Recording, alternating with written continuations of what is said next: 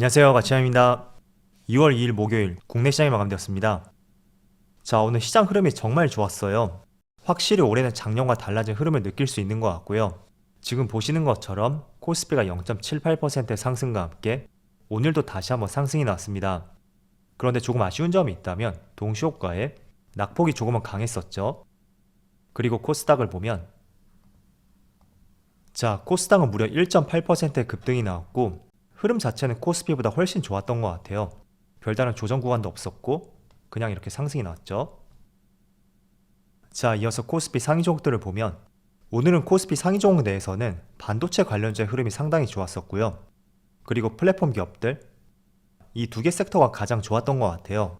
그리고 2차원지는 조금은 차별화된 움직임이 나왔고 전체적으로 봤을 때는 반도체하고 플랫폼 기업들 이쪽이 가장 좋았던 것 같습니다. 그리고 코스닥을 보면 자, 코스닥은 어제에 이어서 오늘까지 에코프로비엠의 강세가 돋보였고 또 다른 소재 기업들 LNF하고 첨보 모두 강한 상승이 나왔습니다. 그리고 게임주의 흐름도 좋았었고요. 미디어 컨텐츠 쪽이 오늘은 약세 흐름이 나왔었네요. 자, 이어서 코스피의 수급을 보면 오늘 다시 한번 외국인이 5천억이 넘는 순매수가 들어왔고 오늘의 시장을 주도했습니다. 그리고 코스닥은 자, 코스닥도 마찬가지로 외국인의 많은 순매수가 들어왔고 오늘은 또 오랜만에 기관의 많은 매수가 있었습니다. 그래서 코스닥 쪽은 기관과 외국인이 모두 주도를 했었네요. 그리고 삼성전자는 3거래일 만에 다시 외국인의 많은 순매수가 들어왔고 그리고 하이닉스도 1,000억이 넘는 순매수가 들어왔어요. 정말 많이 들어왔네요. 또 LG에너지솔루션도 300억이 넘는 외국인의 많은 순매수가 들어왔고 기관도 4거래일 연속으로 순매수가 들어왔습니다. 또 오늘 좋은 흐름이 나왔었던 카카오는 기관과 외국인의 양매수가 들어왔죠. 자, 이어서 주체별 매매 동향에 대해서 살펴보도록 하겠습니다. 2월 2일 외국인이 가장 많이 매수한 종목은 삼성전자, SK하이닉스, LG에너지솔루션, 아모레퍼시픽, 카카오 이렇게 순서대로 매수했고 확실히 반도체 관련주하고는 순위만 2, 3위일 뿐이지 매수 금액의 차이는 상당한 것 같아요. 그리고 기관의 SK이노베이션, 네이버, 에코프로비엠, 카카오, LNF 이런 종목들을 차례대로 매수했네요. 자, 이어서 해외 증시를 볼게요. 오늘 새벽은 조금은 경계감이 있었던 하루였어요. 그래서 어제 영상에서도 오늘 FMCA가 어떤 변곡점이 될 수도 있는 만큼 한 번쯤은 조심하자는 취지로 말씀을 드렸었고 그런데 생각보다 시장이 굉장한 강세를 보여주면서 오늘도 국내 시장까지 이런 좋은 흐름들이 연결이 되었습니다. 자, 우선 S&P 500이 어제 1%의 상승이 나왔어요. 그리고 FMC에서 파월 의장의 발언이 있고 나서 바로 이렇게 당겨버렸죠. 그리고 나스닥도 마찬가지로 비슷한 패턴이 나왔었고 무려 2%의 급등이 나왔습니다. 다우지수는 거의 보합이네요. 자, 그래서 일봉으로 한번 보면 이게 지금 6개월 동안의 흐름이거든요. 주식을 처음 하시는 분들이 보더라도 확실히 바닥을 다지고 지금은 조금씩 턴어라운드 하고 있는 그런 시점이라는 것을 볼 수가 있고 또 저는 어제 조금 의미 있게 봤던 것이 물론 파월도 매파적인 발언보다는 약간의 비둘기적인 발언이 나왔어요. 그렇지만 그런 상황을 제외하더라도 직전 고점하고 또 직전 저항대 이 구간이에요. 한때 지지가 되었었고 또 저항이 3번 되었었죠. 그 구간을 오늘 강하게 돌파했던 만큼 2월 한 달도 좋은 흐름이 나올 가능성이 높다고 판단이 돼요.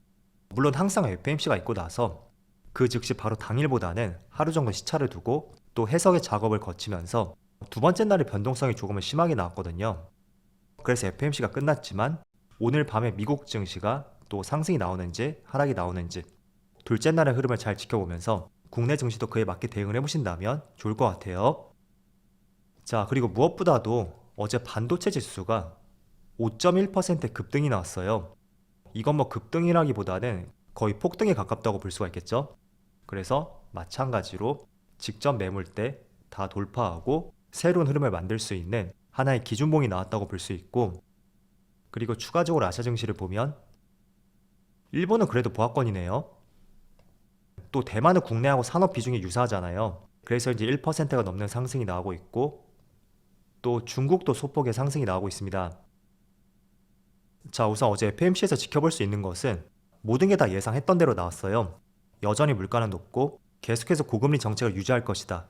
이런 발언들은 다 예상을 했었는데 그대로 파월도 그렇게 연설했었고, 한 가지 조금 의미 있던 것이 그동안 파월이 한 번도 얘기하지 못했었던 인플레이션 완화 표현, 이게 새롭게 추가가 되면서 정말로 인플레이션이 고점에서 꺾였다는 것을 파월이 직접 전달했다고 볼 수 있어요.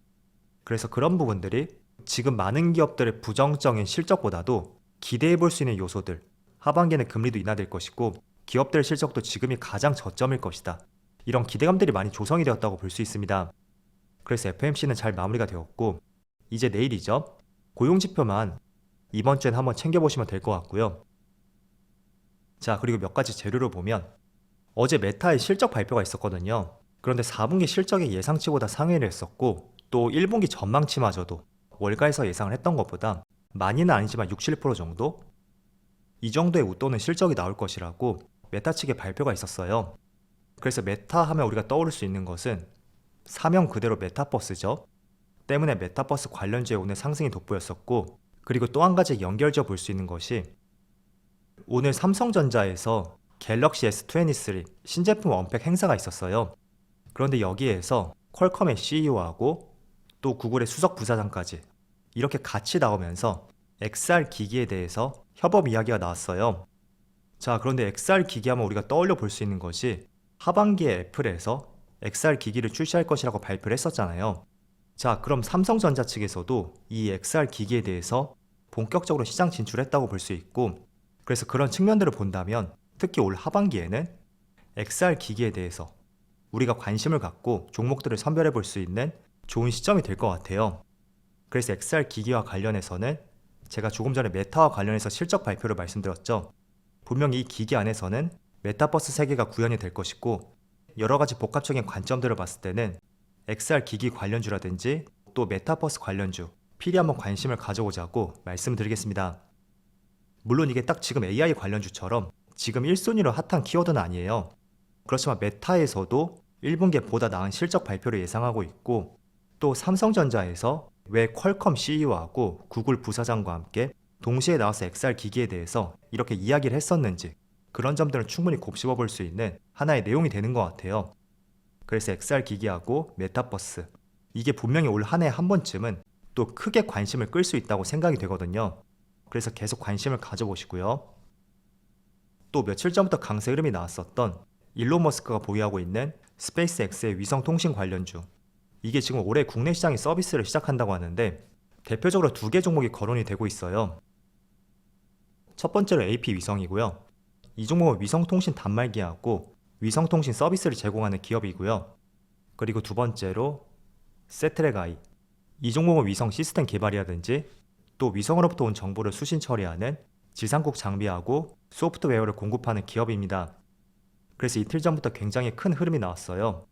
제가 말씀을 드리고 싶은 거는 스페이스X의 이동통신 관련주는 저는 새로운 재료라고 생각이 되고, 또 일론 머스크가 보유한 기업이 국내에 상륙하는 만큼 파급력이 조금 더 미칠 거라고 생각이 돼요. 물론 이 두 기업들이 얼마나 실적과 연결이 될지는 모르겠어요. 그렇지만 단순히 기대감만 본다면 조금 더 파급력이 미칠 것이라고 생각이 되고요. 그렇지만 이틀 동안 강한 상승이 났어요. 때문에 당장 매수의 관점보다는 분명히 거래량도 줄 것이고 주가도 조금씩 꺾였을 때 사람들의 관심이 조금 멀어지는 시점을 하여금 기준을 세워서 들어가 보는 것도 좋은 업종이 될 것 같습니다. 그래서 스페이스X의 위성통신시장, 이 기사 한번 잘 참조해 보시고요. 자, 그래도 어제는 조금은 우려감을 나타냈었는데 다행히도 국내 시장의 강한 상승과 함께 오늘도 좋은 흐름이 나왔습니다. 특히 반도체 관련주도 지금 2%가 넘는 상승이 나오고 있고, 하이닉스도 마찬가지예요. 물론 갭 상승을 크게 출발했던 만큼 일부 갭을 메우는 시간들이 필요할 수도 있을 것 같아요. 그렇지만 흐름 자체는 확실하게 작년과 달리 돌아섰다는 것을 알 수가 있고, 그런 관점에서는 특히 올해는 성장 기업 위주로 여러분들이 관심을 가지는 것이 성과에 훨씬 좋을 것 같아요. 그래서 다양한 성장 산업들 있죠. 2차전지라든지 플랫폼 기업들, 이런 종목들은 계속 관심을 가져보시면서 올해는 정말 좋은 투자 성과를 얻을 수 있는 한 해가 되기를 기원해 드리겠습니다. 그리고 마지막으로 중반부에 말씀을 드린 것처럼 미국의 FOMC의 여파가 오늘까지 미국에 이어지는지 그 부분을 필히 한번 살펴보세요. 자, 그럼 오늘도 정말 수고 많으셨고요. 저는 내일 영상에서 다시 찾아뵙도록 하겠습니다. 감사합니다.